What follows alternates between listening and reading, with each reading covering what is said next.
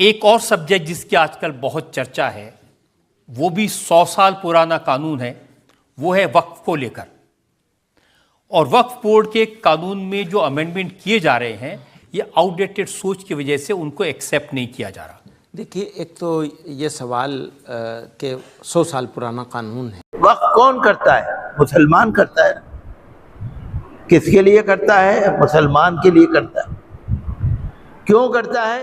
السلام علیکم دوستو، جمعیت علماء ہند کے صدر حضرت مولانا محمود مدنی صاحب نے انڈیا ٹی وی کی عدالت میں رجت شرما کو انٹرویو دیتے ہوئے وقف بورڈ کے سلسلے میں بہت بڑا بیان دیا ہے اور یہ سوشل میڈیا پر بہت زیادہ وائرل ہو رہا ہے۔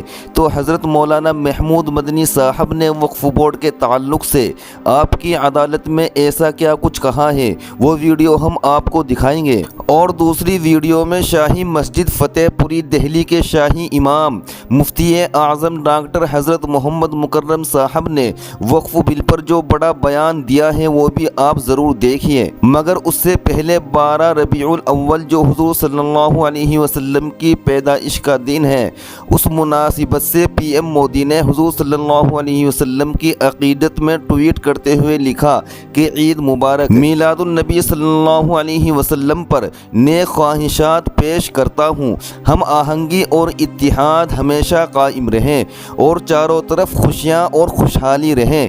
اس طرح سے پی ایم مودی نے ٹویٹ کیا۔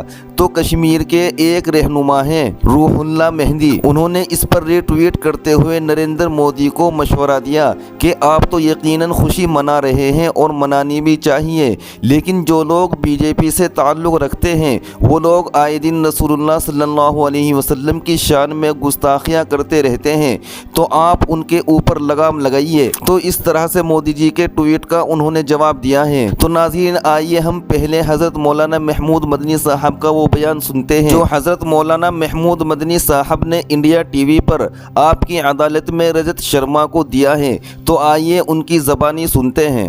ایک اور سبجیکٹ جس کی آج کل بہت چرچا ہے، وہ بھی 100 سال پرانا قانون ہے، وہ ہے وقف کو لے کر۔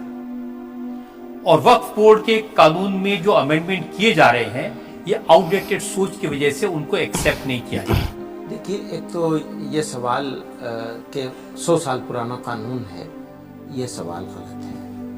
یہ قانون تو ابھی امینڈ ہوا ہے 95 وغیرہ میں، کچھ اس کے اوپر کام ہوا ہے۔ ایک بات یہ ہے۔ دوسری بات یہ ہے کہ اوقاف ہے کیا، اس کو سمجھنا ضروری ہے۔ ہمارے بھارت میں خاص طور سے لوگوں کا ایک مزاج ہے، سب مذہب والوں کا، کہ وہ دان کرتے ہیں غریبوں کے لیے۔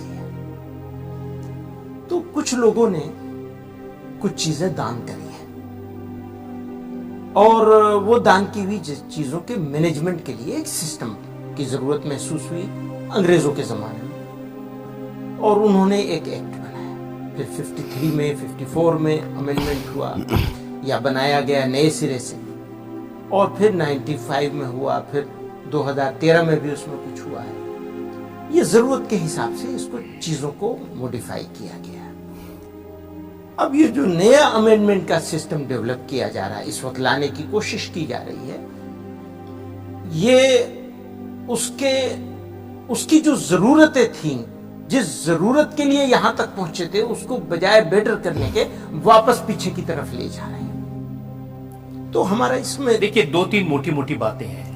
وقف کے پاس پورے دیش میں 9 لاکھ ایکڑ زمین ہے، اور یہ زمین تیسرے نمبر پر ریلوے اور ڈیفنس کے بعد میں سب سے زیادہ زمین صرف 2 اسٹیٹ کا، تامل ناڈو اور تلنگانہ یا آندھرا، 2 اسٹیٹ میں اس سے کم 1 لاکھ ایکڑ زیادہ زمین صرف 2-3 ہندو انڈومنٹس کے پاس موجود ہے۔ باقی انڈیا کی بات ہی ابھی نہیں کر رہا ہوں میں، یہ تو پورے انڈیا میں ہے جو آپ بتا رہے ہیں 7,40,000 یا 7,80,000 کچھ ایکڑ بتاتے ہیں۔ پھر اس میں ایک پرابلم یہ ہوئی ہے کہ لوگوں نے قبضے کر لیے، ناجائز قبضے کر لیے۔ اس میں ڈفرینٹ گورنمنٹ کے ڈپارٹمنٹس بھی شامل ہیں، اور پرائیویٹ بھی ہیں، اور مسلمان بھی ہیں۔ تو اس کو اور بہتر کرنے کی ضرورت تھی کہ جو قبضے ہیں ان کو خالی کرایا جائے، بجائے بہتر کرنے کے اس کو اور خراب کیا جا رہا ہے. آپ قبضے خالی کرانے کی بات کریں کہ آپ کے جو چاچا جی ہیں ارشد مدنی صاحب, انہوں نے کہا کہ جو بنگلور کا ایئرپورٹ ہے اس کی سینکڑوں ایکڑ زمین وہ وقف کی ہے.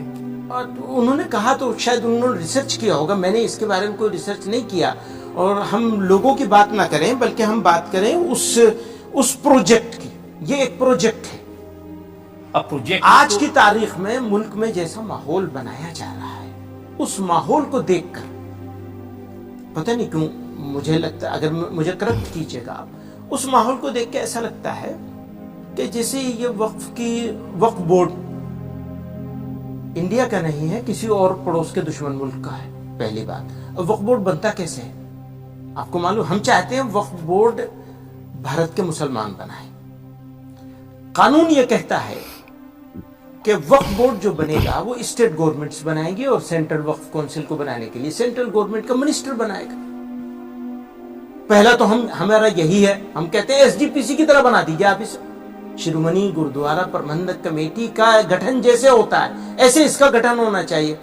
آج تک ایسے گٹھن نہیں ہوتا ہے. سرکاریں اپنی مرضی کے لوگوں کو بٹھا لیتی ہیں سلیکشن کر کے, وہ کچھ تھوڑا سا ایک پارٹ ہے اس کا الیکشن کا کہ متولیوں کے ہاں سے ایک ممبر آ جائے گا, فلاں جگہ سے آ جائے گا. تو یہ ایک بڑی لمبی ڈیبیٹ ہے, اس کو بہتر کرنے کی ضرورت ہے, لیکن آپ تو بدتر کرنے پہ اترے ہوئے ہیں اس کو. دیکھیں امپریشن تو یہ دیا جا رہا ہے کہ پورے دیش میں 200 لوگ قریب ہیں جن کا قبضہ ہے ان ساری زمینوں پر. ہاں تو قبضہ ختم کروانا چاہیے نا. ختم کروانے کے لیے اس کو پروسیس کو اور اسٹرانگ کرنا چاہیے. آپ تو اس کو اور آسان بنا رہے ہیں کہ قبضے والوں کا قبضہ مکمل ہو جائے. قبضہ کرنے والے تو 2005 کا میں نے پڑھا, وہ کہہ رہے تھے کہ تاج محل بھی وقف کی زمین ہے.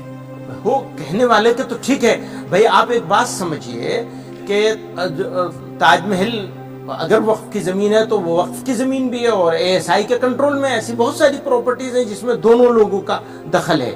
اگر وقف کی زمین تھوڑی دیر کو مان بھی لے تو کہاں جائے گی وہ؟ ذرا سوچنے کی بات ہے نا, تھوڑا اوپن مائنڈ ہو کر کے سوچیں. تو یہ جائے گا کہاں, کس کے پاس جا رہا ہے؟ ایسا تو نہیں ہے کہ وہ چائنا چلا جائے گا. میں اس ملک کا نام نہیں لینا چاہتا ہوں جس کا نام آپ نے لیا تھا. چائنا چلا جائے گا کیا؟ نیپال چلا جائے گا کیا؟ کہیں نہیں جائے گا نا. انڈیا کی چیزیں انڈیا میں رہے گی. اور ہمارے بارے میں آج کی تاریخ میں ایک خاص قسم کا وہ بنایا گیا ہے جیسے ہم کچھ اور ہیں, کہیں اور سے اتر کے آئے ہیں, کسی اور دنیا کی مخلوق ہے. مسلمان, انڈیا کا مسلمان, ہم جہاں تھے تو آپشن ملا تھا. میں بار بار اس بات کو کہتا ہوں, ہمارے پاس چوائس تھی, ہم چوز کر سکتے تھے. ہم نے انڈیا کو چوز کیا ہے اور سوچ سمجھ کے کیا ہے. میں کہا کرتا تھا ہمارے لیے انڈین مسلمز کے لیے رہنے کے لیے انڈیا سے اچھی دنیا میں کوئی دوسری جگہ نہیں ہے.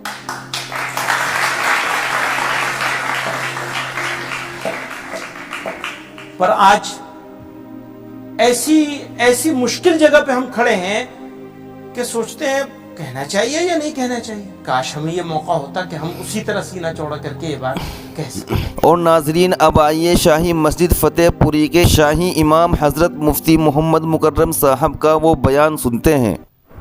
ابھی جو میں نے آیت پڑھی نا کہ اللہ نے فرمایا میں تمہارے ساتھ ہوں, اگر تم نماز پڑھتے رہو گے, زکوٰۃ دیتے رہو گے, رسول اللہ صلی اللہ علیہ وسلم پر ایمان لائے رہو گے, ان کی تعظیم کرو گے, اور اللہ کے لیے قرض حسنہ دیتے رہو گے.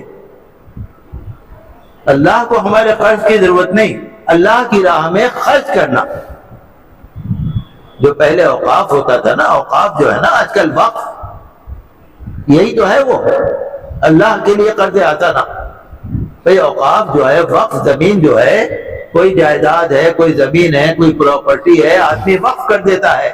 بھئی یہ میں نے وقف کر دی, مسجد کے لیے یا مدرسے کے لیے یا قبرستان کے لیے یا مسلمانوں کے لیے یا غریبوں کے لیے. وقف کون کرتا ہے؟ مسلمان کرتا ہے. کس کے لیے کرتا ہے؟ مسلمان کے لیے کرتا ہے. کیوں کرتا ہے؟ کہ مجھے ثواب ملے اللہ کے ہاں. میں اگر اپنی زمین, اپنی جائیداد اللہ کے لیے وقف کر رہا ہوں, اس کا فائدہ اٹھائیں گے مسلمان بھائی, اور اس کا ثواب ملے گا مجھے, کیونکہ میں اللہ کے لیے دے رہا ہوں.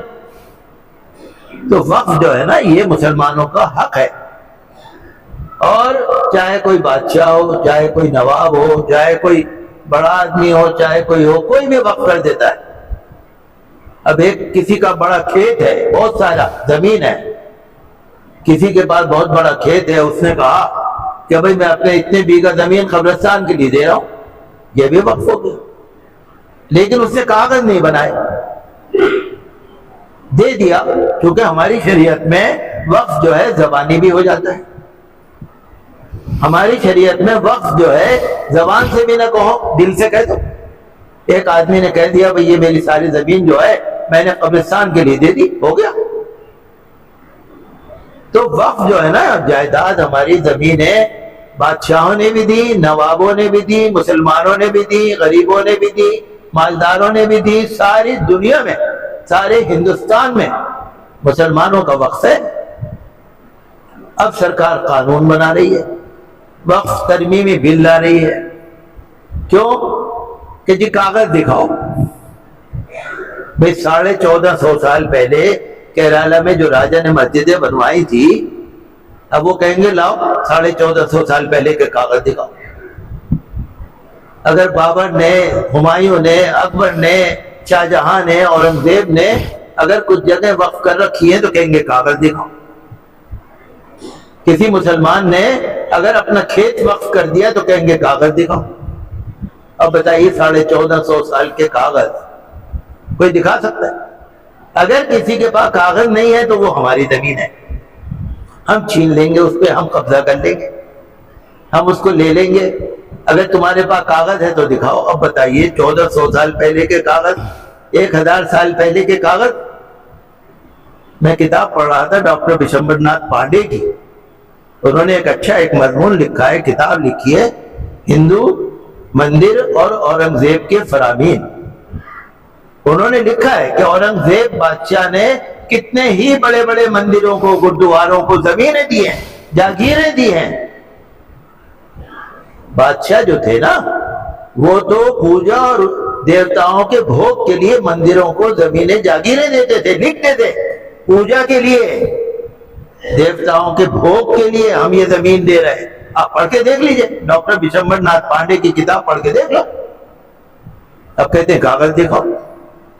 تو میں تو یہی اپیل کروں گا سرکار سے کہ جو مسلمانوں کا آئینی حق ہے، کانسٹیٹیوشنل رائٹ، ہمارا مذہبی حق ہے، وقف زمین جو کسٹم سے چلی آ رہی ہے، روایتی طور سے چلی آ رہی ہے، صدیوں سے چلی آ رہی ہے، اس کو مسلمانوں سے نہ چھینا جائے اور وقف ترمیمی بل کو واپس لیا جائے۔ کیونکہ مسلمان بھارت کے 140 کروڑ پبلک کے اندر مسلمان بھی ہیں، جب دوسروں کا حق ہے تو ہمارا بھی ہے۔ تو ہم تو سرکار سے اپیل کر سکتے ہیں